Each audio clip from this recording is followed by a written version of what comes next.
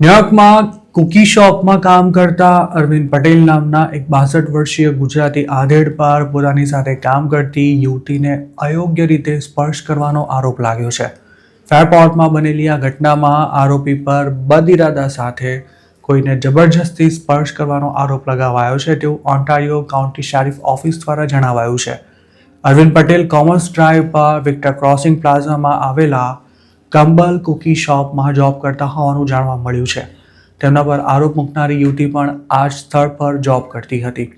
અરવિંદ પટેલને ગત મંગળવારે બપોરે અરેસ્ટ કર્યા બાદ ઓન્ટારિયો કાઉન્ટી જેલમાં મોકલી દેવાયા હતા, જ્યાંથી તેમને કોર્ટમાં હાજર રહેવાની ટિકિટ આપીને રિલીઝ કરી દેવાયા હતા. અરવિંદ પટેલ આ જગ્યાએ કેટલા સમયથી જોબ કરે છે તેમજ જે યુવતી સાથે તેમણે આ કહેવાતી હરકત કરી છે તેની ઉંમર કેટલી છે અને તે ક્યારથી આરોપીને ઓળખતી હતી તેવી કોઈ વિગતો નથી મળી શકી. જોકે પોલીસના જણાવ્યા અનુસાર અરવિંદ પટેલે કામકાજના સ્થળે જ આ પ્રકારની હરકત કરી હતી. તેમના પર કયા ચાર્જીસ લગાવાયા છે તે અંગે પણ હાલ કોઈ ચોખવટ નથી કરાઈ. આ મામલે જો ગુનો સાબિત થાય તો જેલની સજા ફટકારવાની સાથે અરવિંદ પટેલનું નામ સેક્સ ઓફેન્ડર તરીકે પણ રજીસ્ટર કરી લેવાશે. અમેરિકામાં મજાક મસ્તીના નામે કોઈ પણ વ્યક્તિ પર અને ખાસ તો સાથે કામ કરતા લોકો પર ગમે તેવી કમેન્ટ નથી કરી શકાતી કે ન તો તેમને ટચ પણ કરી શકાય છે.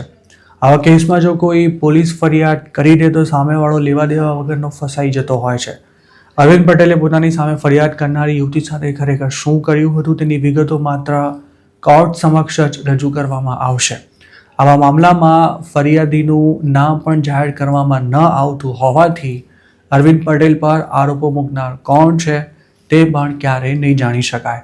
જોકે આવી મેટરમાં પોલીસ દ્વારા અરેસ્ટ કરાયેલા અરવિંદ પટેલ કોઈ પહેલા ગુજરાતી નથી. આ અગાઉ પણ ઘણા ગુજરાતીઓને પોતાના પર લાગેલા સાચા ખોટા આરોપને કારણે જેલની હવા ખાવી પડી છે. અરવિંદ પટેલના કેસમાં તેમનો કોઈ વાંક ગુનો હતો કે કેમ તે કોર્ટ નક્કી કરશે. પણ યુએસમાં રહેતા ગુજરાતીઓનું માનીએ તો આવા કેટલાક મામલામાં કહેવાતી છેડતી કે પછી અબ્યુઝ કરનારો આવો કોઈ ઈરાદો ન હોવા છતાં પણ તેને પોતાનો ગુનો કબૂલ કરવાની ફરજ પણ પાડવામાં આવી શકે છે.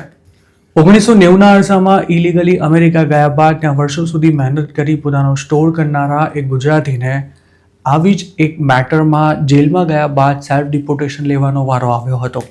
આ ગુજરાતીએ પોતાના સ્ટોરમાં આવેલી એક નાનકડી છોકરીને ચોકલેટ આપી હતી, પણ બાળકીના પેરેન્ટ્સે તેની સામે સખ્ત વાંધો લેતા ચોકલેટ આપનારા પર એવો આરોપ લગાવી દીધો હતો કે તેમણે બદઇરાદા સાથે છોકરીને લલચાવવા માટે ચોકલેટ આપી છે.